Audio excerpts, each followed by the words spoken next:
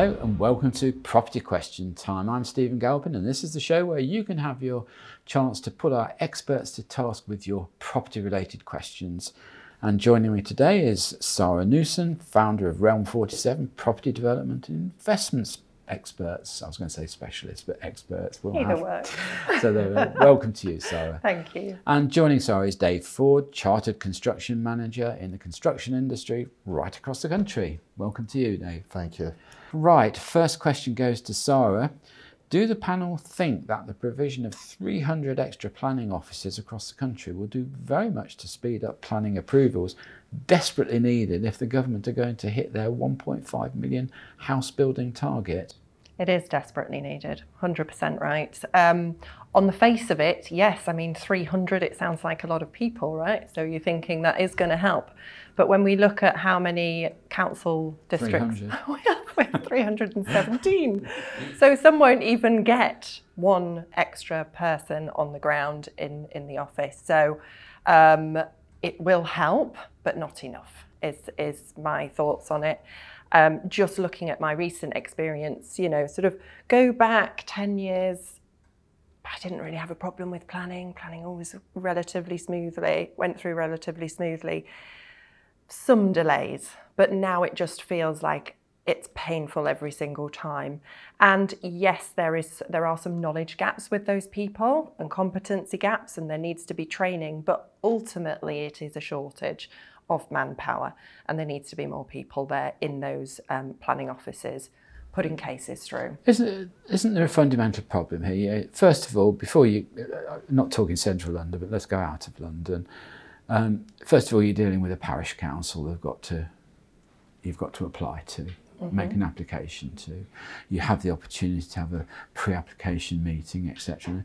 What on earth's it got to do with a parish council? If they've got a view on it, then just ask them to do a written report and send it into the main council. Not wait 3 or 4 months to have a hearing and an argument with your local councillors.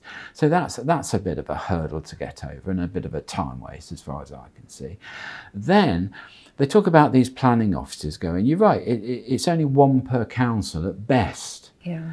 And the problem is there is no consistency between these planning officers. One might have this view, one might have that view. So go from one county to another, you're not going to get the same answer, even if you put the same application in.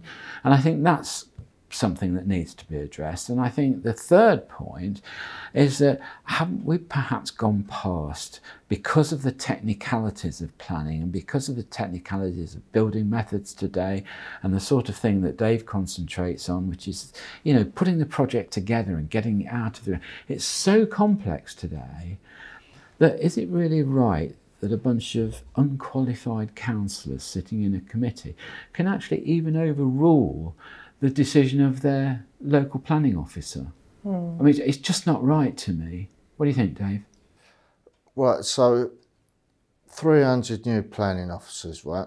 As I understand it, one of the main reasons that there's a shortage is because of the money they get. A planning officer, you're just a civil servant. What are you going to get working for your local council? I don't know. Let's say 60 grand, right? 65 grand on the cards. What you take PAYE, what you take, you know, £600 or what? Nothing. They're all leaving to become planning consultants on £250 an hour. So if they're going to create 300 new planning, where are these 300 planning officers sitting at home not working right now? Or are you just taking brand new people who don't know anything about planning? Yeah. And like Sarah said, it's not even one per council. I don't see. It's just soundbite politics. You know, oh, we're going to build 300,000 homes. We're going to bring in 300 planning officers. We're going to drive a steam train through red tape and all that. Yeah, how are you going to do that? Well, we ain't worked that out yet. You know, but it sounds good in a little 30-second social media clips. Yeah. But again, even with housing ministers, we've had, what, about 16 now in the last 12 years or so.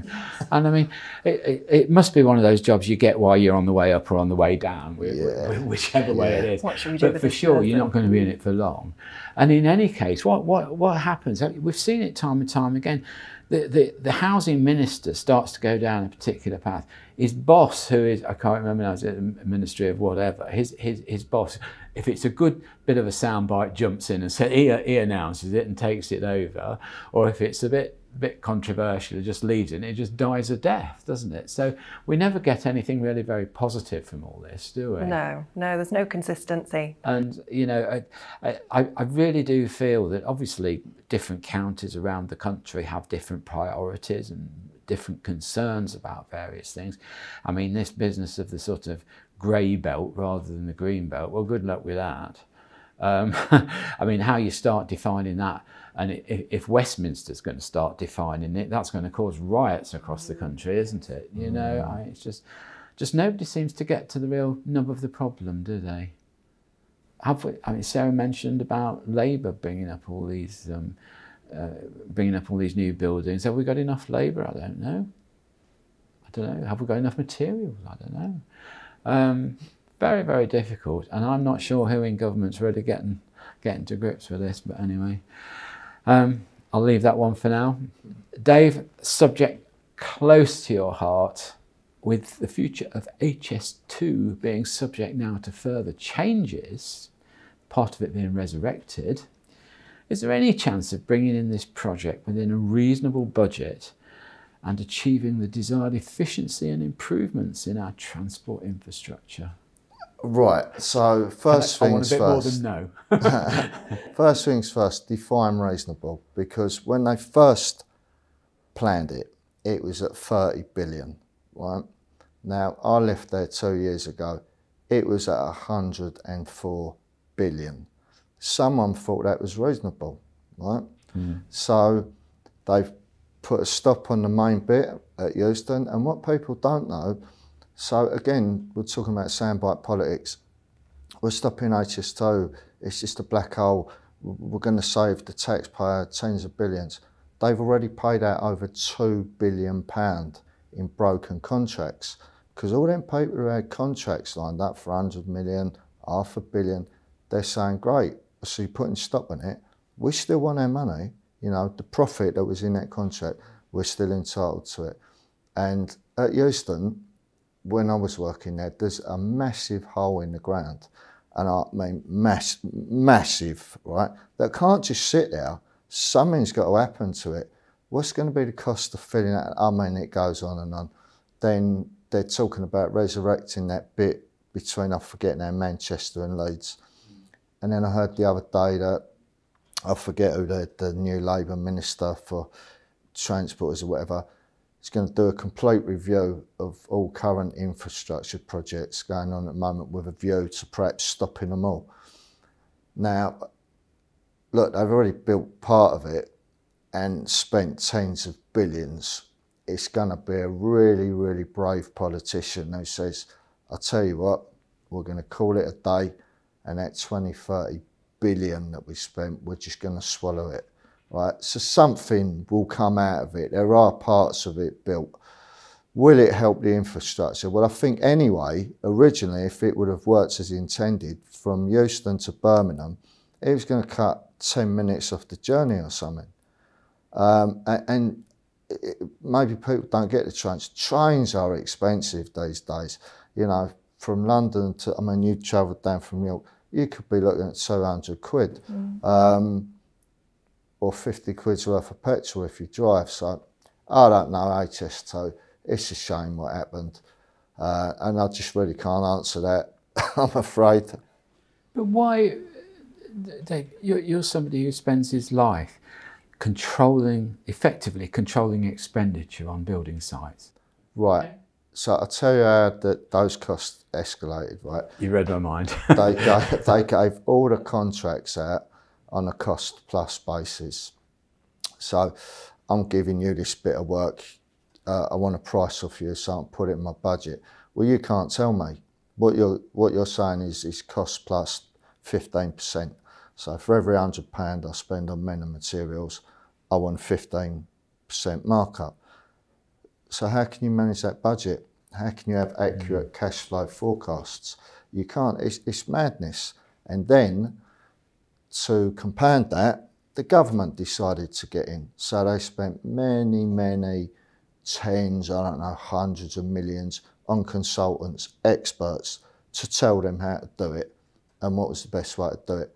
They paid all that money, got all them reports, and decided that they would step in themselves and decide how it was going to be built. So we're a real, you know, and it's a shame that shouldn't be any reflection on the UK construction industry. I'm putting the blame on successive governments. But you see, when I look in COVID, for instance, we were trying to produce these hospitals quickly, like we did the Excel Centre here and that sort of thing. And we looked on the TV at China, who were modular constructing hospitals within a week. You know, just bang up, and the hospital was up and running within a week. Now, I think when HS2 was first devised, it was probably quite a good idea. Better communication, all the rest of it. But in the time it took from conception to actually starting, the world changed. You know, we'd gone to, you know, Zoom calls. Very rarely would you go out of your office for a meeting. You know, you just do it on a screen rather. And so actually the worth of HS2 started to come down. So the value must have come down. And I think it was negligent of the government not to realise this on the way through. And on the way through, look at whatever methods they could do to just perhaps either reduce it, to contain it, to modify it just to today's need. And I think that was the big mistake. But it just seemed like an open checkbook to me. I mean, as Dave said, it started off at 30 billion. And I think that the gross total, if the whole thing had been done, was at about 150, 160 billion, wasn't it, at one point? I mean, it was absolutely crazy. But there we are. I think on that very sad note, we're going to go to a break. So join me again after the break and we'll be asking Dave and Sara more of your questions.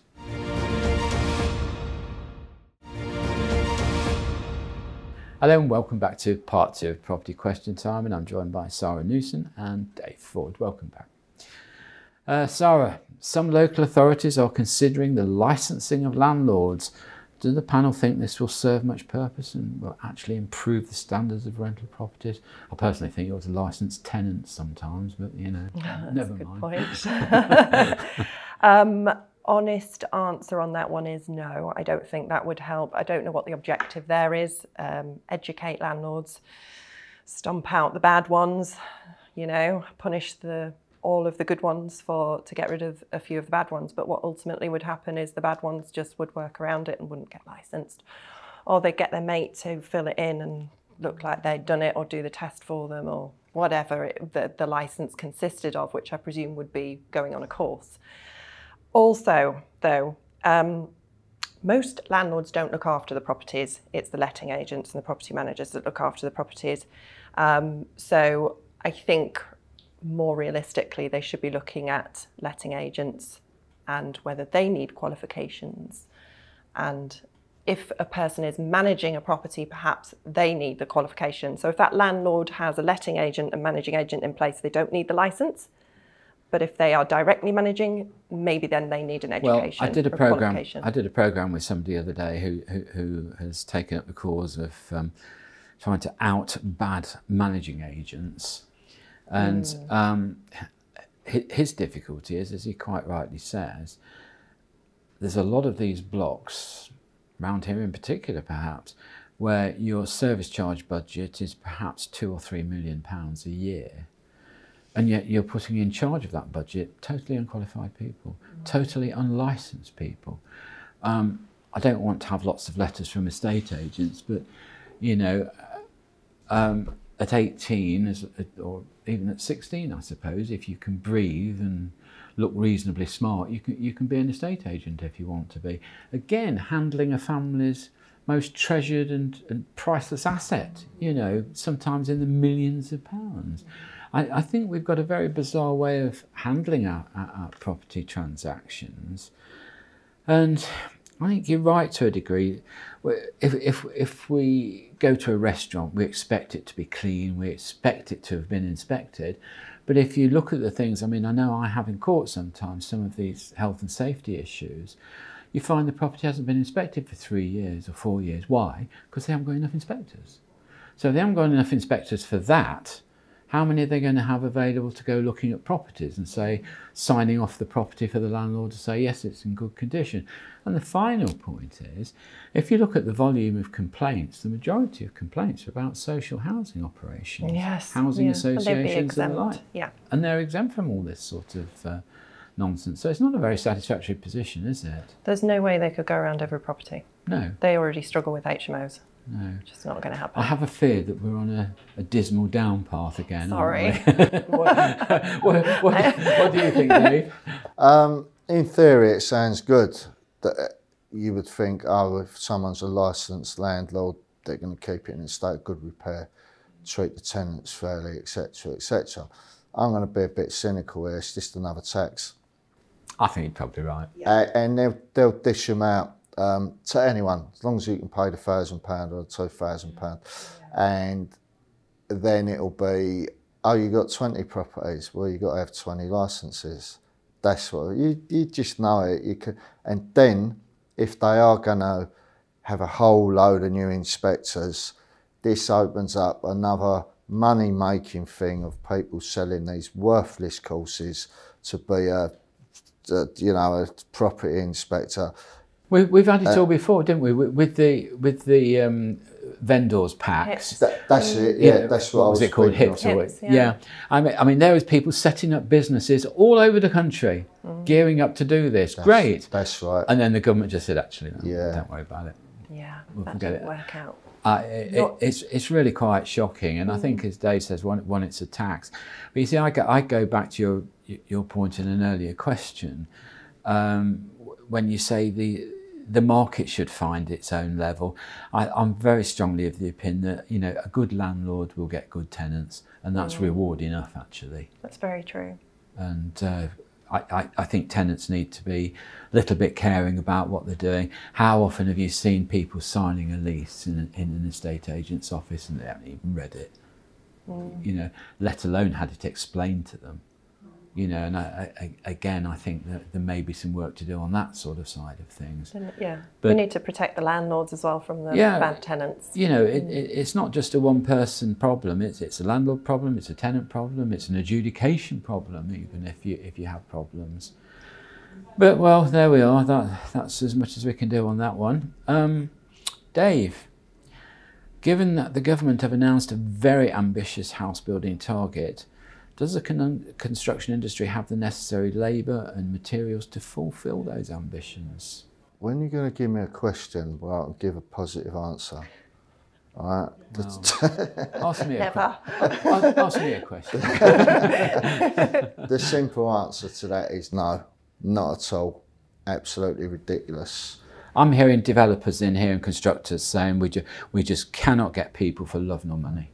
There's no training in place. But just look at it. You don't have to have any experience in construction or property or anything to do these simple maths, right? Let's just round everything up. We're building 100,000 houses a year, just about.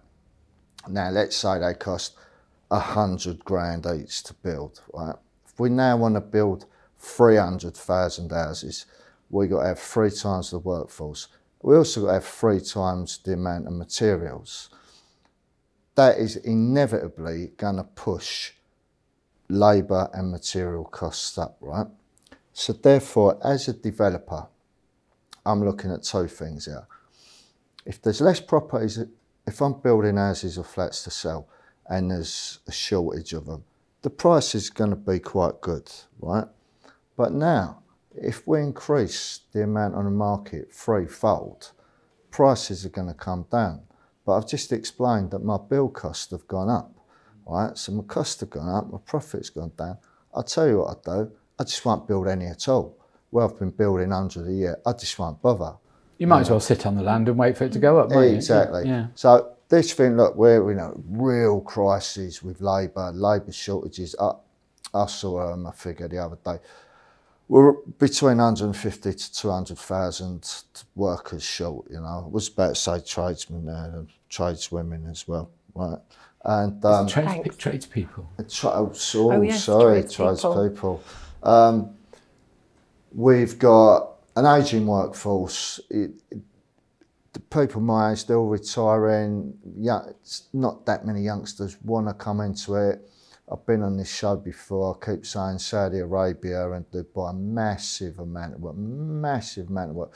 Money, you go there for 2 years, make life-changing money, or you could stay here and make nothing and be taxed at 50% on it. You know, everyone's going to. So we've got a big brain drain. We've got people retiring, so we're losing this knowledge transfer.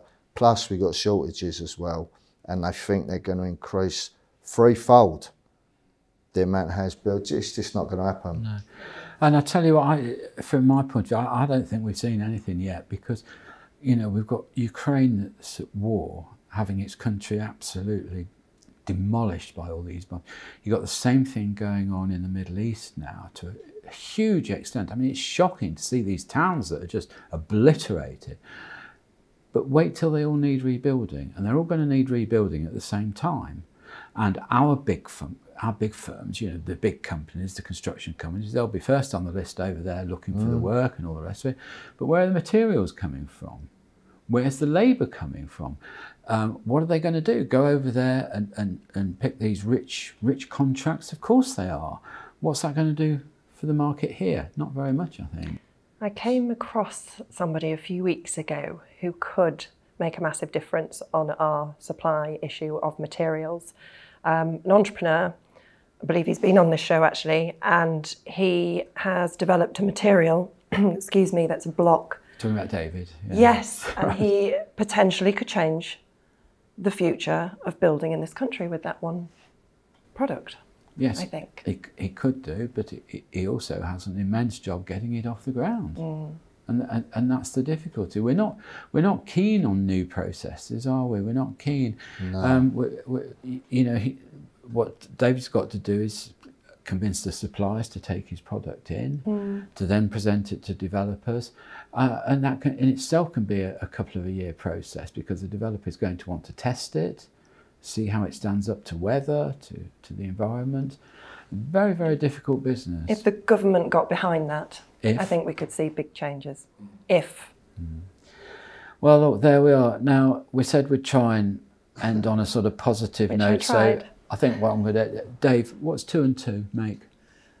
4. Well, on that happy note, on that note of confidence, we'll end the show, and I'm going to send a great big thank you to Sara Newson and Dave Forde for coming in today. Thank you both so much for your answers. Thank you, I'm sure our viewers are most grateful to have the benefit of your knowledge. Thank you so much.